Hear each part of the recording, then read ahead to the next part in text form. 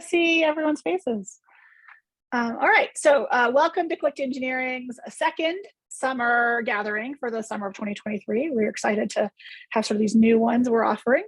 And we certainly hope your summer is going very well so far and that things aren't too crazy here mid to end July. I know how that can be in out of school time. We're obviously incredibly glad that you've joined us today for our chat with Dr. Christine Cunningham. And so what we're going to ask you to do today, just to get started, is go ahead and introduce yourself in the chat with your name, your job, your program, or any subsets of that information that you feel is relevant to our conversation today. In just a moment, I'll have our Click team introduce ourselves, although most of you probably know us by now. And then we'll just briefly talk about our agenda today, which is pretty straightforward. We're going to chat with Christine, and then in the second half of our day, we're going to talk about some equity-focused engineering. I'll go ahead and get started introducing myself, and then I'll pass it off to Sandra and then Anne, and then I'll introduce Christine again. So I'm Becky Swanson. I'm an assistant professor of STEM engagement and STEM specialist at University of Nebraska-Lincoln with 4-H youth development, and I'm the project lead for the Click to Engineering team. Sandra. Hi, everyone. I'm Sandra Frericks. I am a science education specialist with Nebraska 4-H as well, and part of the Click the Science team working on all three of our websites. And Anne, you want to introduce yourself too? Certainly. So I'm Anne O'Connor, and I'm the project manager for Click to Engineering, Click to Computer Science, and Click to Science, because we have three different parts to this project. And my background is science education. And I always like to mention that should you have any technical difficulties, please feel free to message Anne. She's the one who sort of handles that stuff mid session for us. So please feel free to message her or email her. I'm sure you've gotten emails from her before. Okay, so thank you again all for joining us and for introducing yourself in the chat. It's always nice to see familiar faces. I feel like I've seen some folks who I don't actually know before. So if I didn't remember you, welcome back. All right, our guest today. One of our favorite collaborators and experts in engineering education. I love bragging about you, Dr. Christine Cunningham. So until recently, of course, Christine and her team were at Youth Engineering Solutions.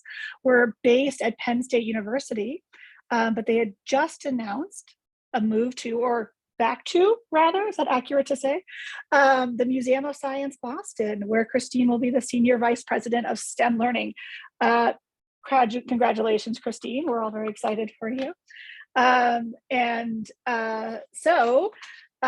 said, we are going to just dive right in. Christine, is there anything else you want to add before we dive right into our Q&A?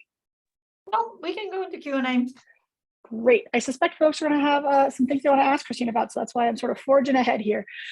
So obviously, we're very excited to hear about your move back to the Museum of Science Boston. Also, I just personally love that place, so it's great facility as a museum. What can you tell us, or what would you like to tell us about this move and what it's going to mean for engineering education in the coming years? Yeah, so one of the reasons I was really excited about this opportunity is that it's going to allow us to integrate the two pre-K through 8 programs that I've developed. So EIE is one of them, and Youth Engineering Solutions is the more recent one. And so they'll be merging into one curriculum that will then cover pre-K through 8 in school and out of school engineering and computational thinking curricula. One of the things this also means, our Youth Engineering Solutions model, is that our resources are available for free download online. And one of the things that I negotiated coming back was that EIE will also, through the integration, be available under that set of considerations as well. So we'll be able to offer a lot more curricula for educators for free download. And we'll also be focusing heavily on how we can continue to provide thought leadership and work with teachers, educators, districts across the country to really think about engineering education, regardless of whether you use any of our curricula or a different curricula, really bringing back a robust set of resources that we had in the past that were available for everybody. Big set of videos, student work, just sort of ways of thinking about education. Series of webinars will be coming out that we can work with educators to see where they are and where they can go and do that, through one united platform. So that is very exciting. That is exciting. And I know, I just from the background, I know that's a little tricky because yes is NSF funded, and EIE was Museum of Boston or Museum of Science Boston funded, if I'm correct, and was a different model. I'm curious. Well, first of all, can I ask you, just for the sake of folks who may be watching this recording later, maybe just give a very brief description of EIE and YES as two different platforms? So EIE is a project that also does pre-K through 8, with the exception of middle school. They never have middle school curricula, and they have units that are available for elementary school, units available for out of school settings, and the students go through hands-on challenges as they solve those the engineering problem. They more recently have launched some materials related to computer science for school-based programming, and there's some activities here and there. And in recent years, they've also started to think about what they can do in the digital space. So one of the things that we'll be doing once the two programs are united is thinking more about what can we do to connect back to the museum, what they're offering, and bring things digitally. Youth Engineering Solutions is very similar to EIE because I created both.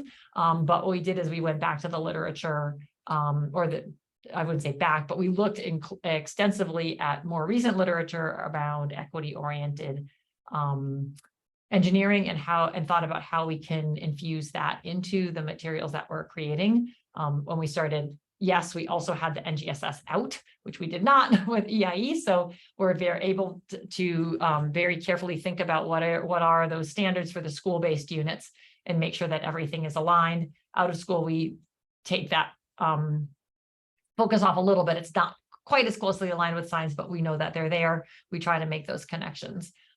They have some different formats between the two of them, but overall the design principles are very similar. It's just, and yes, we were able to take everything we had learned from educators and their feedback, from the research that we had done and from the research that others had done, and sort of create I consider it version 3 of EIE, even though of course we couldn't call it that. And I just, I'm always, I always like to pay attention to the fact that not everyone knows all the acronyms. So I'll just say it out loud. EIE stands for Engineering is Everywhere, unless I somehow gotten that. Engineering is elementary. Engineering, I knew I'd been saying it wrong, but see, this is why we say things out loud. I like engineering is everywhere. That's right. Engineering is elementary. Thank you. I write the acronym so much I forget what it actually stands for. And so then a question about that, because of course that one doesn't, like you said, include middle school curricula, and they will be merged. So we'll talk a little bit about, I know we're at the beginning of this, so I'm just going to acknowledge this is sort of a messy idea perhaps right now. But what's that going to look like with the merge? Are we losing the title EIE? Is that brand recognition going to go away? Or we're doing it under the umbrella of YES, or are you sort of going forth to a whole new thing? Sorry, that's probably a really hard question. We don't really know that quite yet. So Okay. We'll be working with the folks at the museum to figure out exactly what it's called. One of the challenges with EIE, which now is just EIE as a program, it doesn't actually stand for anything. That's one of the problems. Oh, and then we have Engineering is Everywhere, Engineering Adventures, Engineering Everywhere, Engineering EIE Families. But there's so you have lots of names everywhere. So that's a challenge. Of course, it has the brand recognition. Youth Engineering Solutions, when we started that, having had that challenge and knowing now that we also want to do middle school, everything is yes elementary, yes middle school, yes middle school, it's all yes. So we lessons learned. We took a lesson from FedEx. They're like, oh, who does this well? So FedEx has really similar FedEx Ground, FedEx Air, FedEx Freight. So we're not sure what the name will be. We know that they will unite into one common place. Likely we will look at the existing EIE materials and think about how we can apply some of the design principles that we learned about it while we were researching Yes, and sort of do a next version of EIE so that everything has that consistent look and feel, and we're applying those design principles. So we know there's some really good design challenges that are out there. We don't have to reinvent that wheel. What we want to do is sort of make sure that the best thinking about teaching and learning and reaching these underrepresented populations is reflected across the whole curriculum. So some of them will do sooner, some of them will do later. We don't anticipate right now that we'll, be getting rid of anything, but that is sort of the task that our team, which has been here for 2 weeks, will be thinking about for the next 2 or 3 months. I know, I apologize for asking you the hard questions right off the bat. So first off, I want to say 2 things. One, yes, I will make sure that you all have time to ask Christine questions. So if you have questions, please be jotting them down. I have one last question about the sort of merge, and then we'll move on to talk about equity-based engineering. And my last question really is just, of course, for the crowd that the population that we tend to focus on, which is out of school time. I know that was something that was specifically part of the Yes project. Will that continue to be part of the focus going forward? This sort of like, we have this set that's focused for out of school time, and we have this set that's focused for classroom-based teachers. Yep. And in fact, we'll have a much bigger group. So EIE has right now 2 out of school programs. The Engineering Adventures is for grades 3 through 5, and there are 12 units that they have focused on that. Engineering Everywhere is middle school. They have 10 units. Yes brings to that 2 units at the upper elementary and 2 units at the lower elementary, which EIE does not have. The idea is that we now will have one larger corpus of design challenges or units that are all focusing on the out of school.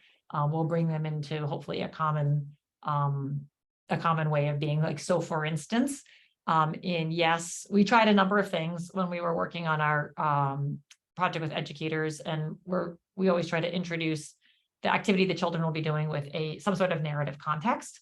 And so for those who know EIE, the upper elementary focuses on an email message from a dynamic duo that travel the world, and they send email messages back and ask the kids to help. That was very cutting edge when we started it about 10 years ago.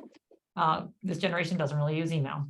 Middle school, they have a video that's aged a little bit better. So when we started Yes, we thought, okay, we'll upgrade and we'll go to text, or do text messages. Well, but at the same time, for our in-school, we were doing comic panels, and the teachers who used both were like, this isn't even close. We want you to start with a comic book. So we went back and refunded everything and rewrote all the narrative elements. And so every lesson starts with 5 or 6 panels, comic panels that the kids can either read together or read individually, but there's a lot less reading. This is what the teacher said.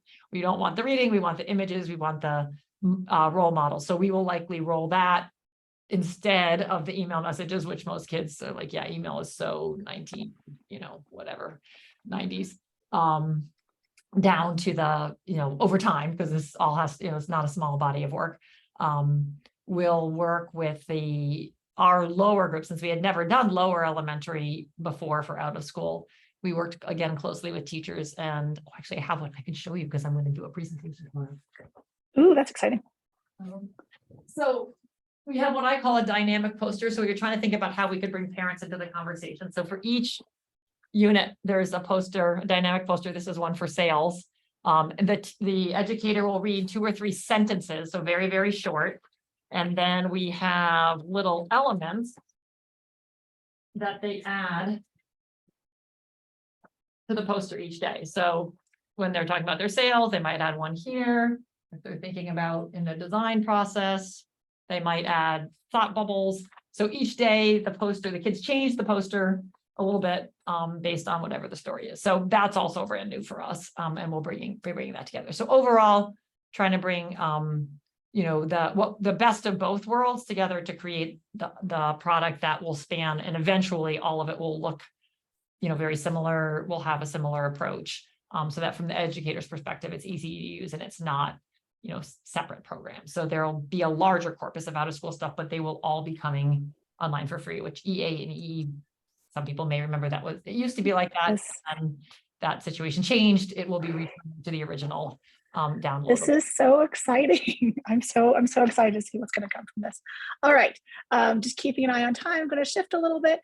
So I know you recently spoke about your emerging focus on equity-oriented engineering. So tell us more about how you're thinking about that particular topic right now. And If I share my screen, I'll show you. Yes, please. Okay. And I think, Let's see if I can do this. yeah. Okay, so this is very brief. I do not have a lot of slides, but sometimes it's just a picture's worth 1,000 words. So we spent a lot of time, as I mentioned, when we started, yes, thinking about what the literature can tell us about how we design more equitable resources. And we came up with this model for equity-oriented engineering through our work. So it has sort of 4 major domains. We want the kids to be engaged in what we call socially engaged engineering, which comes out of social justice literature. I'll talk about that in a moment. And so making connections to their communities, making connections to their world, thinking really critically about both problems and their solutions. We want them to be engaged in authentic engineering practices. We looked carefully at the literature related to asset-based pedagogies and how to make sure we're drawing from kids' strengths, and through those kinds of interactions with disciplinary knowledge, we believe kids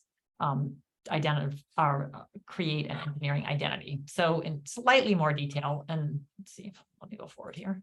For each of those domains, we have a set of design principles that we've pulled from the literature, and these underwrite all of the work that we do.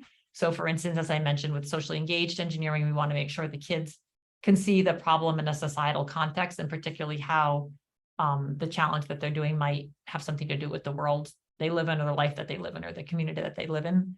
And then we ask the kids, or prompt the kids, to think about 2 different aspects. One is thinking about the impact of the problem that they're addressing on different individuals, groups, or systems. So who's most affected by this problem historically or in the current day? And then as they develop a solution to the problem, thinking about who most benefits from the solution and who might not be able to use the solution. And of course, this has to be done in an age-appropriate way. So what it looks like for kindergartners and first graders is very different than middle school. And kindergarten and first graders, you might just want to start to have the understanding that somebody else might have a different perspective or a different need that you do. Like if you can get them to thinking about the other, that's sort of a first space along this journey. And by the time they get to middle school, they can start to be thinking about stakeholders and, is it the animals or the, certain populations that are differentially impacted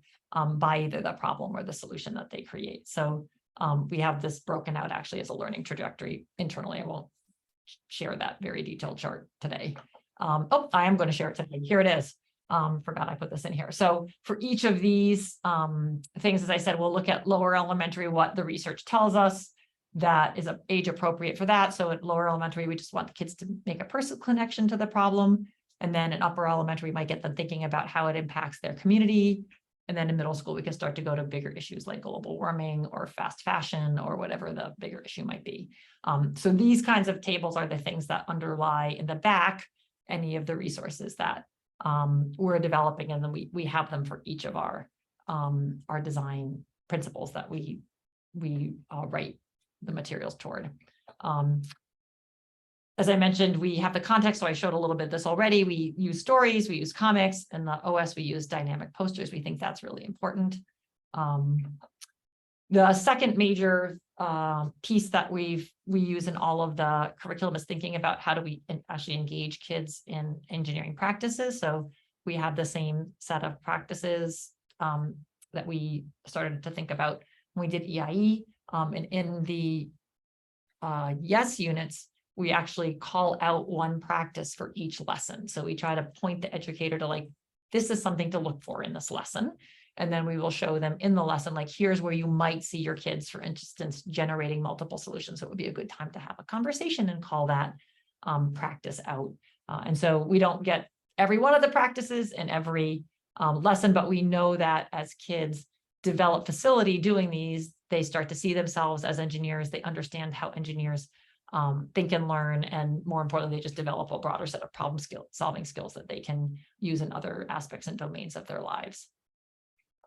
The third domain, as I mentioned, is asset-based pedagogies. And so for this one, we try to think really carefully about what knowledge the kids either bring to the classroom, or we might send them home with a family-oriented sheet so that they're collecting information. So for instance, in our assistive technology unit that asks kids to design a technology that will help people who might have limited mobility, like their legs in a cast or they're older, put a sock on. We have them go home and think a little bit more generally about who uses assistive devices and look around their family or their community and recognize that walkers or glasses or ramps are all assistive technology. So engineers or somebody has had to think really carefully about, how do we help people who may need a little support to, continue to participate in life.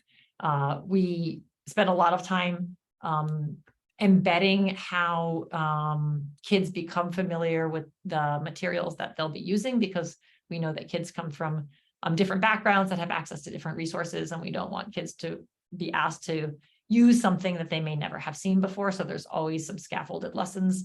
And then we try to make sure that the activities and materials that we put together are really multimodal. So there's lots of design, lots of graphics. That's why the comics went over so well versus the story for kids who are English learners who may not, may struggle to have reading proficiency. Having those graphics is a really easy way for them to participate. Throughout the unit, we've tried to put as much scaffolding so that there's not as heavy a reliance to understand or participate. Of course, we then want the kids to also be creating language when we can. That's a lot easier in in-school settings than out-of-school settings. Out-of-school settings, it's a hard no when it comes to doing much other than maybe a quick sketch, maybe a little bit of data entry, but they really resist the reading and the writing. So we do what we can, but certainly we want to have the children be able to know what's going on. And so the out-of-school units that we have from YES right now, we have one that we'll be releasing this fall at the lower elementary level, as I mentioned, that asks kids to engineer a bandage that can cover or protect a model cut. So we're not having them cut themselves, but which little kid doesn't love Band-Aids? And so that one has been piloted, and that's a huge hit all the way through middle school. Like, kids just love this activity. We'll have the kids creating a sail that can catch wind energy. At the higher grades, we have one that focuses on assistive devices, as I said, to help folks put on socks, and then a rescue shuttle for someone who needs a water rescue. So I will stop sharing there, but that's a very brief overview of both sort of the design principles that we go behind, and then the topics that we've now applied them to in YES, and then we'll be moving toward the elementary units. For EIE, many of those units have a lot of the practices. They're just not called out and scaffolded in the same kinds of ways. So we want to bring that new thinking to those challenges. Wow, that's I've seen this more than once, and I still sort of am like trying to wrap my head around it. So this I'm not trying to oversimplify here, but I will ask the question of, if I put I was a former out of school time educator hat on, what makes an engineering activity equity oriented? Like, is there a way that you could summarize that? That might be too big of a question. Yeah, I'd say I would think about it as an activity that allows, or the activity that invites all children to have opportunities to learn. So how do we take the, both the barriers to access away, but also welcome in sort of the talents and perspectives that they bring, because we know that engineering benefits when you have more different kinds of diverse perspectives, more ways of solving the problem. So there are other ways that if, for instance, as I was saying, if a child isn't speaking any English, is there a way that we can scaffold an activity for a brand newcomer who can still, design a bandage or a rescue shuttle, even if they don't, understand any of the language that's swirling around them? Can we carefully then take that activity and through, illustrated vocabulary cards, help them to see, oh, here's how you would say this material in English. So we do hear many times that the first words that teachers have ever heard spoken in English are things like pipette or burlap, like random things, because they're going to pick it. They have the opportunity. They're willing to try it because the word is right there. I'd say it's also, how do you help ensure that many different perspectives and voices are heard? And so as we think about how we structure the way that we lay out the activity, we're very committed to instance for having students work with partners or with small groups so that they can share with each other. So there's lots of talk among themselves before they might share with the larger class. We want each kid also to have opportunities to think themselves. So we'll give time for the kids to think by themselves before they share out with larger groups. So really trying to sort of meet the kids where they might be, ask them to bring in ideas and examples that they may have at home. So I don't think everything has to be personally anchored entirely in your community. I think the point of education is to expand horizons, and we can limit them if we say everything has to be just what you've seen or done or experienced. But if we can make some sort of connection about here's why you might be interested in this challenge. There's lots of ways that we can pique kids' imagination, and here's some things that you can go home and try to get them also talking with their parents or with their caregivers or with their family at home, particularly if they're English learners, to get the language and the vocabulary of whatever they're doing in the out of school setting first in their home language, and then they can come in and do that. So I think any way that you can provide a space or a way for kids to have those kinds of interactions, invites all different kids to participate and doesn't make it clear that one group or one way of thinking is more welcome or more, able to access or more privileged than the other kinds of groups. Absolutely. Thank you. I know that wasn't the easiest questions. So these ones are a little easier, a little more logistical. And then I'm going to, after I ask these, I'm going to open it up to the folks here. And so I'm just giving you all a heads up. Be ready with your questions. So first off, you mentioned, and I think this is a very realistic challenge in out of school time. Will the resources, the curriculum that you're developing, will it be translated into multiple languages for teachers or educators who maybe don't also have English as a first language or would feel more comfortable in a second language? Ideally, yes. So that's a hope. We don't have that yet. We do have the youth-facing materials translated into Spanish or whatever languages we were working on in our pilot testing. We have not translated the teacher-facing materials yet. If we can secure the funding to do so, we'd certainly like to do that. And there's, Google Translate is, while not perfect, is a great tool.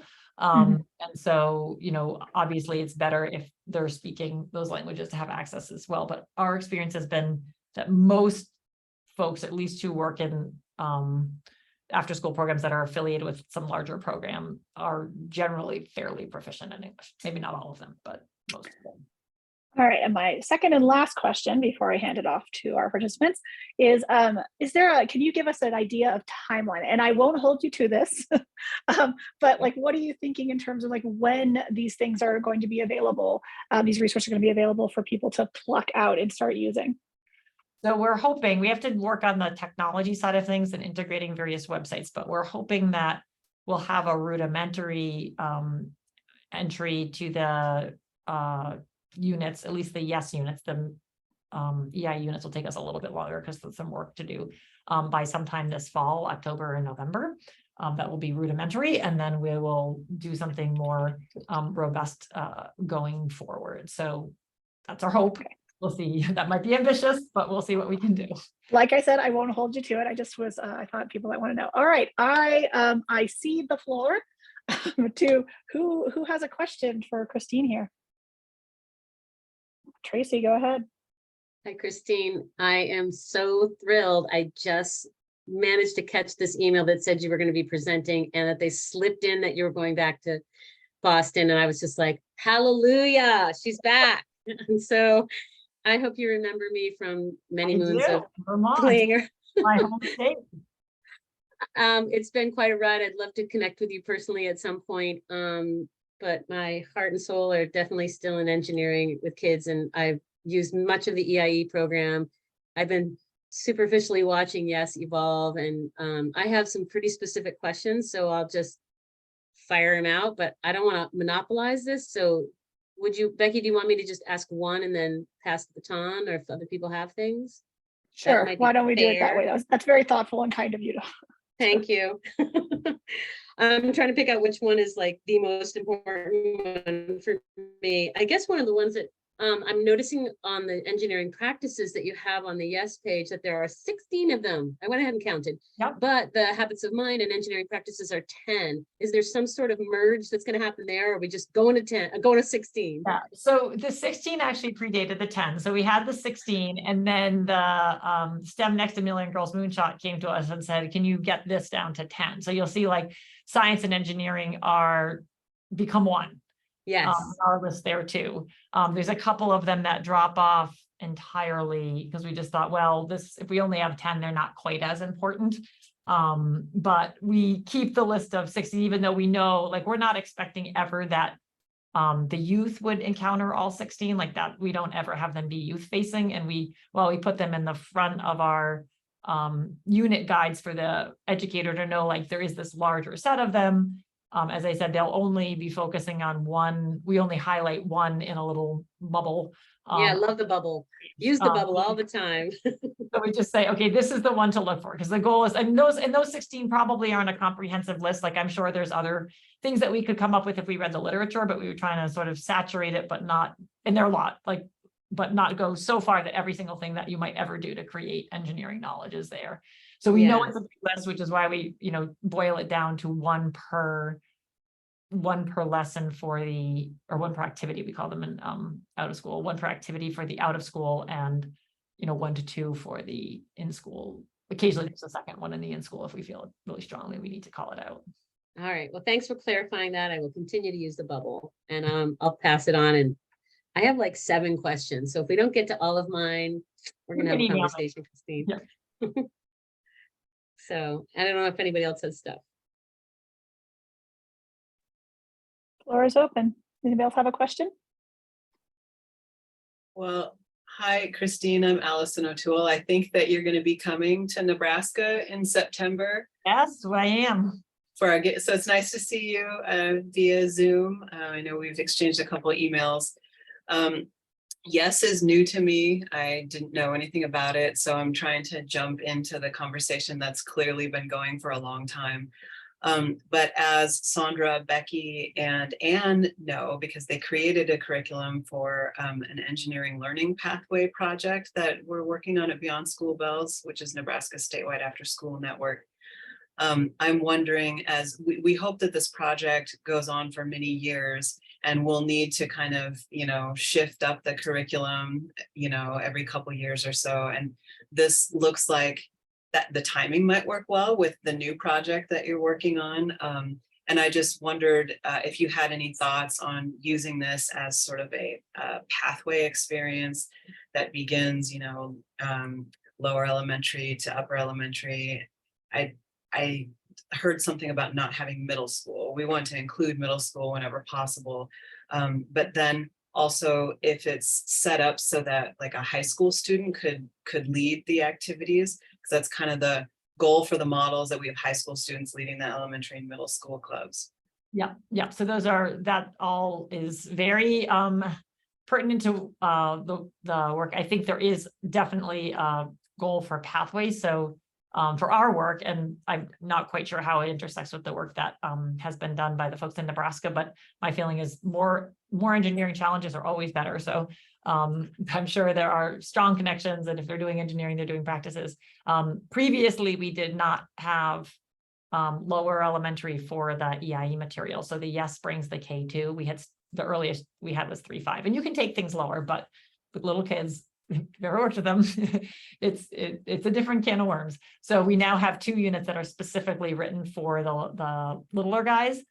We have middle school. We don't have that in Yes, but we have that with the engineering everywhere space. So if we put everything together now, we have a pathway, or at least, and these go, as I said, the bandages stuff, we did it recently at a Girl Scout fair, and we had kids as little as 4 and as old as high school were all getting into the challenge. So these, when we say like level, it's a lot of it's how it gets rolled out and the kinds of supports we need to provide in the educator guide.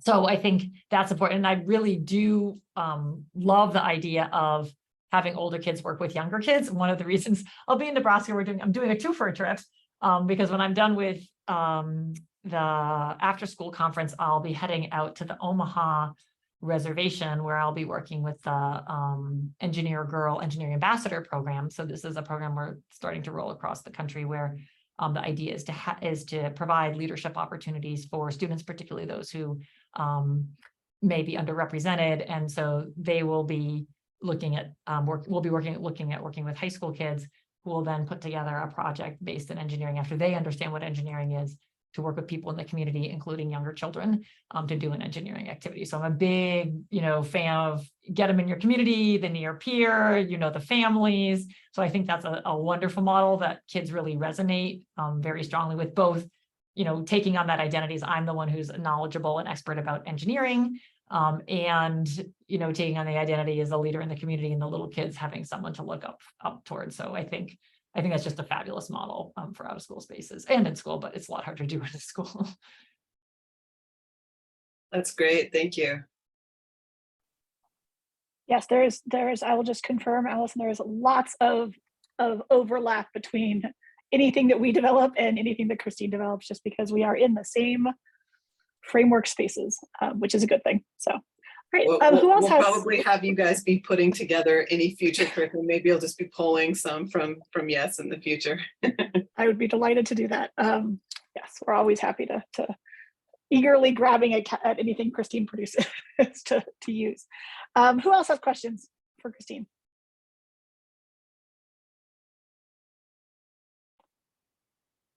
I defer to Tracy then for her next question.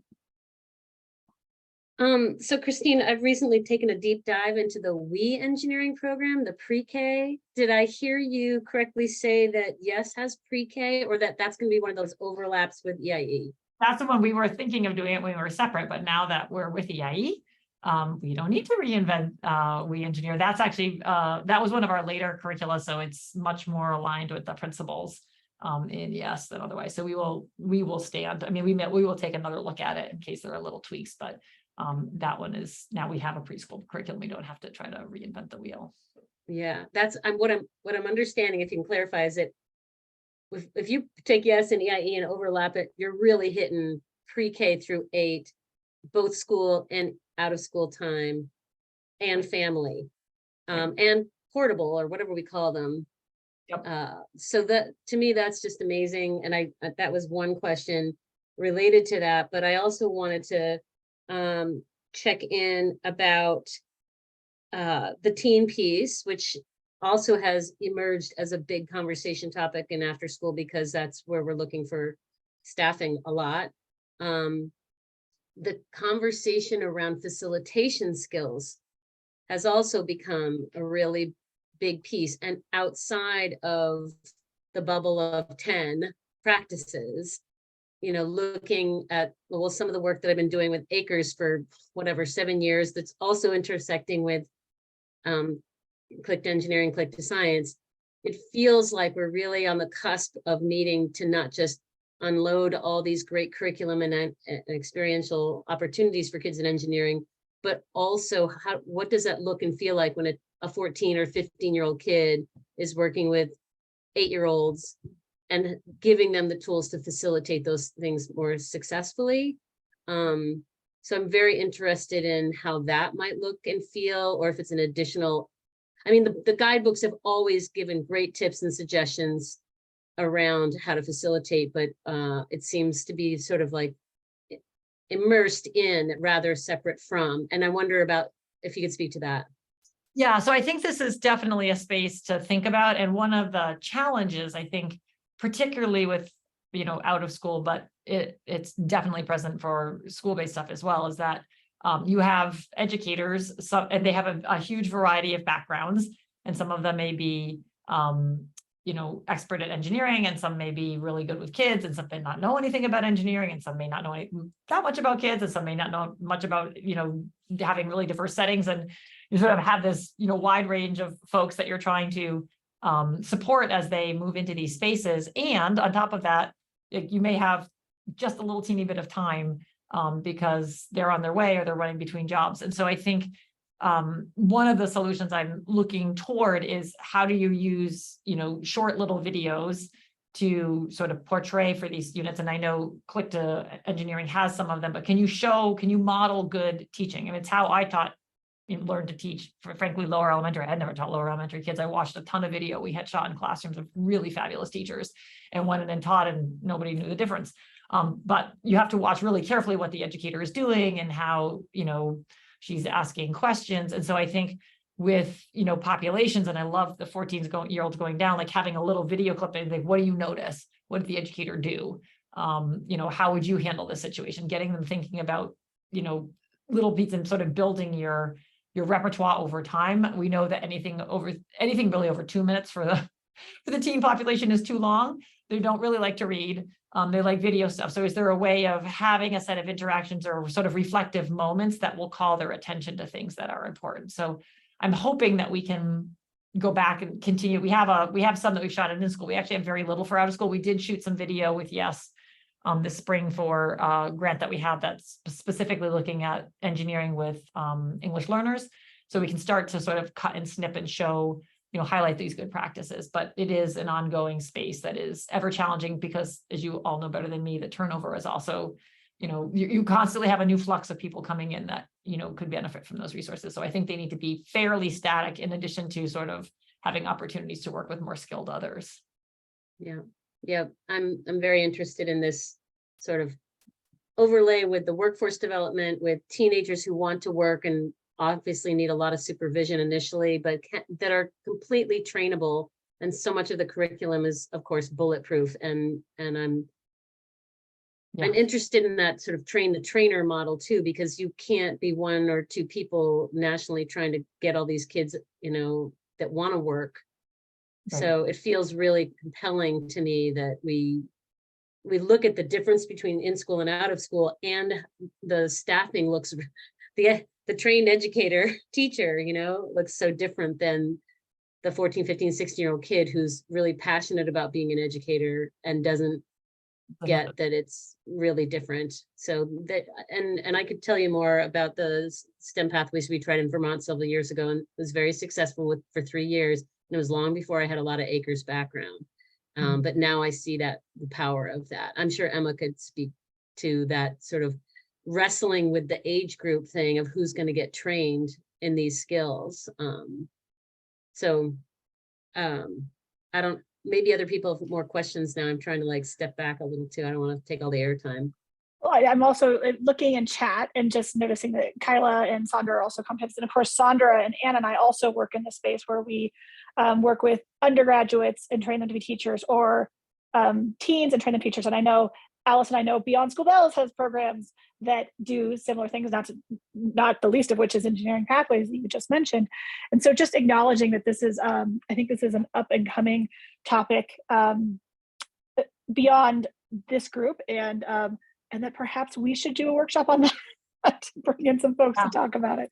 I think that would be a really great conversation, because I know I was in a silo for a while there, and I'd sure love to talk with other folks about it. So, okay, I'm pinning that idea. And just wanting to turn it back to folks. And Michelle, I'm just going to say your question out loud. Just wanting to confirm that your curriculum, Christine, is free and open source. It is free. We do not consider it open source per se. So we're not giving the Word files that people can go and mess around with, because the curricula has been very carefully tested and built in certain ways. So there'll be PDFs, which is not technically open source the way I think about it. I think about open source as more you can move it around, and we encourage people to modify it, but to try it that way first without completely just pulling parts of it off. So we wouldn't call it open source necessarily, but it will be free and downloadable as PDFs. Or Google, there'll be a whole suite of Google Forms and documents and slide presentations for educators as well. So there'll be stuff on the Google Suite as well. That answer your question, Michelle, hopefully. Great. Sorry, I'm looking at the chat at the same time. Emma, related to video reflection and practicing facilitation skills. Yes, ACRES is a fantastic problem, only available for folks over 18. So yeah, ACRES is great. We have nothing but tremendous amount of respect for our colleagues over there. And so, yeah, maybe I know, yeah, again, this is work I've been doing, working on grants right now to get the research funded for folks training teams. So we'll more to come is all I can say at the moment. But I have it pinned. Any last sort of burning questions for Christine before we shift to the last, we only have about 10 minutes left, shift for the last few minutes to talking about equity-oriented engineering in your spaces? Becky, were you opening that up for other questions first or? Okay. You could, I default to you if nobody else has a question. Okay, well then I will throw my hat in the ring on this one too. One of the things I really love about the possibility with this merger is that unlike some of the other websites, EIE doesn't distinguish between civil engineering and electrical and environmental, like the disciplines that sometimes people ask me about. And you know, like if somebody wants to really tap into sort of like health and medicine engineering, biomedical engineering, whatever, some category of engineering, that kind of crosswalk of what are the types of engineering, which we do touch on with kids when they're exploring what is an engineer and they learn all these different disciplines, but to be grouping some of the engineering challenges in maybe one or more, like the Band-Aid one would clearly go under the health and science kind of thing. Oh, I don't know. I haven't seen the most recent EIE materials, but when they were written, they all had a field of engineering attached, and we had tables that articulated what field of engineering it was. So those are there. Those are in the background. Certainly, yes, we say, you know, biomedical engineering challenge, or we say which field it is for people, but I do think it does make sense to try to group them together. We also have groups around like things that are related to the environment or things that are whatever. So I do think, you know, helping kids figure out that suite of topics. We know for the in-school which science topic they connect to, but for the out of school, thinking about like which one of these are more like environmental civil engineering projects and which one of them are more like biomedical or bioengineering projects. I think that's a good, certainly a thing that we could provide, and you know, crosswalk overview for people to reference. My understanding is that, and I have not looked at this in great detail because it's been 2 weeks, but I used to have what? many I know. It's 5,000 emails, many sort of overviews. There are more intellectually sort of thought leadership online that people could go and look at. They didn't, most people didn't, they were not very trafficked. I think a lot of that was removed from the website when it was redone more recently to sort of more focus on sales. I informed the web team this morning that we are going back to putting all of that intellectual leadership, thought leadership back on the website, because I don't care if it's, you know, 50 people a year, if there are 50 influential people, or if it helps them do it, we've created it, why not share it? So those kinds of things like crosswalks or how did it map to standards, or what, you know, which would you recommend for lower grades, will start to appear as we sort of go through them and figure out the curriculum again. Yeah, I mean, just the intersection with NGSS is a mountain of work to do and necessary. I appreciate that. And here's just one wacky one to throw at you just because it's fun. A lot of AI in the news, Christine. When's that coming out? When are you going to do the AI? I'm really kidding. I don't know. I'm not sure about AI, but we're talking right now with a possible funder who wants cybersecurity. So we're thinking about how do you do that with young kids? How do you think about, you know, it's always like, how do you do this in a way that teaches them some of the background skills without scaring the bejeebers out of them? Exactly. I was only kidding. That was just, So stay tuned. You never know, like what's part of our, like, let's integrate, and the museum is certainly having, in fact, our president just has a editorial in the Boston Globe today about AI, but it's a very big topic, as you know. It's huge. And you know, you'll hear this news program and then 2 minutes later you're hearing the promotion for engineering is elementary on the news, and wouldn't you like to be a part of this? So it's out there, and I'm so thrilled that you're going to be back, and that'll be my stop point today. Thank you for all the airtime.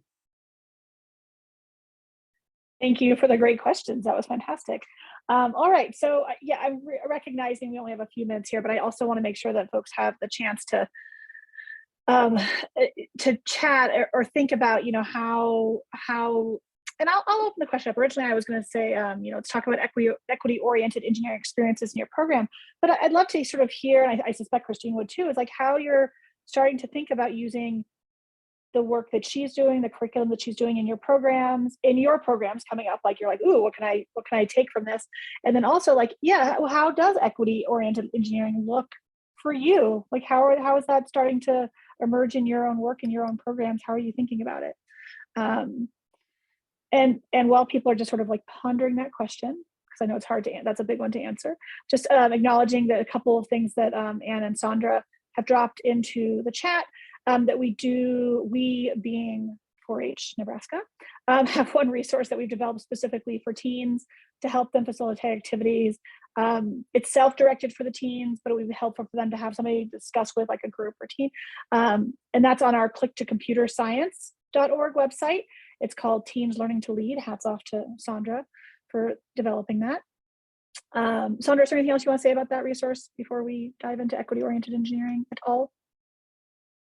It is our first attempt really at trying to think what are the resources that are going to help prepare teens that are stepping up and leading in engineering, and computer science is really the first area where we had lots of requests for people that were bringing teens in to help lead computer science activities, because they understood the tech a lot better than the staff in their after school programs, but they wanted resources to support them. So we're exploring that. We're trying to find some answers, but we don't feel like we're there yet. So that's one of the pieces that we're putting together. We'll be doing more resources specifically directed at teens moving forward.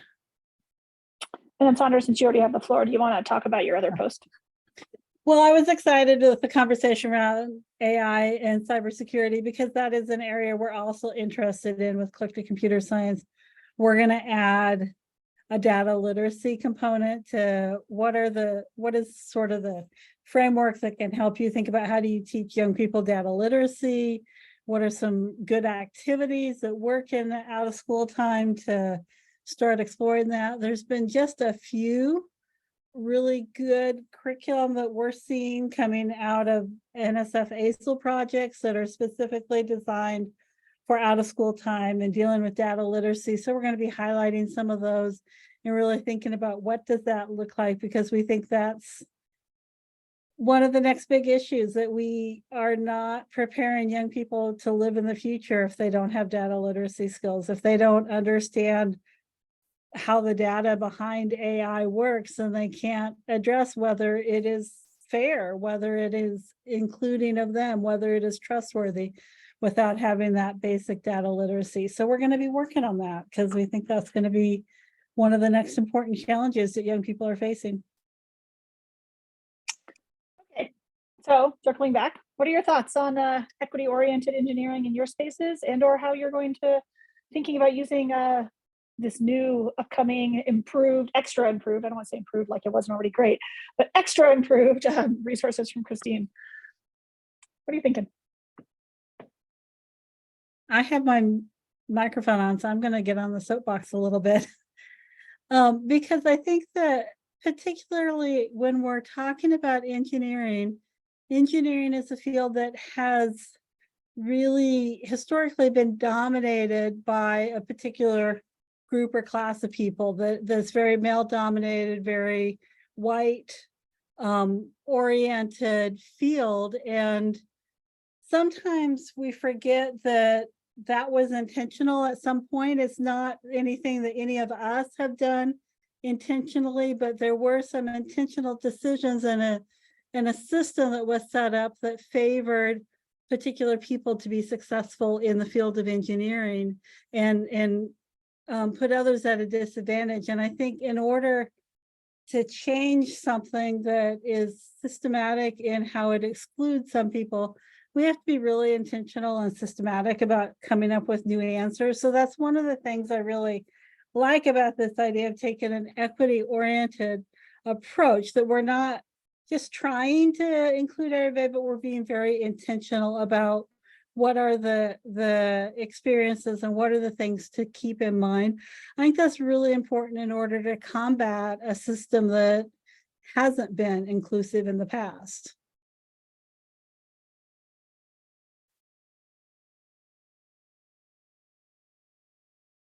Other thoughts or responses or whatever? The floor is open.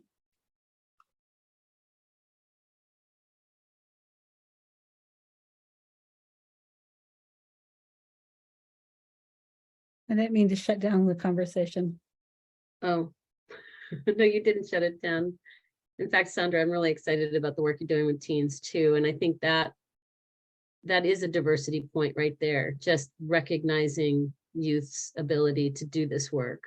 Like I was saying a few minutes ago, I kind of took a huge leap into the preschool world, which at my age was nothing short of a physical endeavor, but also very eye-opening as to how kids even as young as that perceive what engineers are behind. We get them past, they're not trained engineers, but we're trying to help them see the strength of their ability to come up with solutions and ideas that work, to explore materials and all of those skills that I think there's quite a bit of surprise by the preschool educators that the kids can do this, but also that it's very equitable between the male and female identifying preschoolers. Let's hope, I don't know how far many of them are identifying otherwise at the age of 4, but at the same time, as we move into our programming design and as kids age, I think there is an enormous amount of influence going on right now around gender identity and how that impacts what we do too. What is it that we're saying about the broad spectrum of what diversity means, or what implications there might be for that. So I think designing for being more open and inclusive around who's in the audience.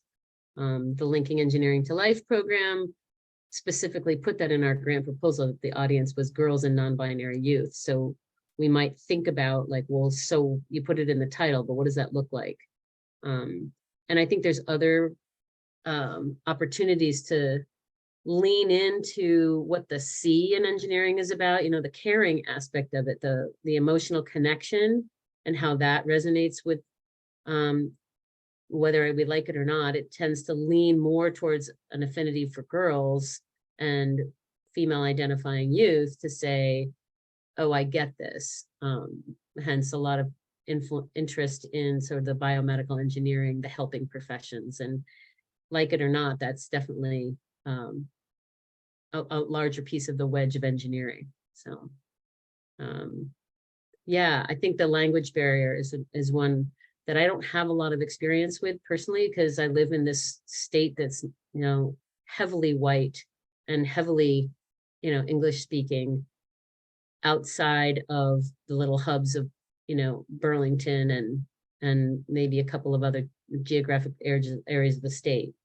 So I kind of glanced right through the Spanish translation of a lot of the materials, and yet there's like 70 different languages spoken at the high school in Burlington. 70, not 7, 70. And that's a crazy number. That's a crazy number. So how we look at, first looking at what are these audiences that we're trying to reach and what are their particular needs is of interest to me. You brought up a lot of great points there, Tracy, and most of them I'm just like sitting here nodding along like, yes, that's all, yeah. Yeah, I'm not sure I'm saying I'm not sure I'm saying anything that's earth shattering. I'm just sort of wanting to acknowledge that different parts of the state or the country may be different, dealing with what we think of as diversity differently. I literally spent an hour and a half in a meeting yesterday talking about that exact thing. So just absolutely agreeing with you. And I don't think that we don't have answers. So I think there are swirling thoughts, is sort of what I refer to them as, and things that we're constantly touching on. Before we shift over, because I know we're at the top of the hour, Christine, are there any last thoughts that you want to share? No, just that I think it's great that we have this kind of community and these kinds of conversations to talk about. I know I'm going to take that. How do we help scaffold the teens? Other people will be working in that problem. Like the more that we can share and not reinvent the wheel, I think the better it is. And the only way it's going to change is by, bringing folks together and having conversations that push us forward. All right. Well, look for an email from me very soon, because I'm thinking about symposiums for NARST right now. Oh, yeah.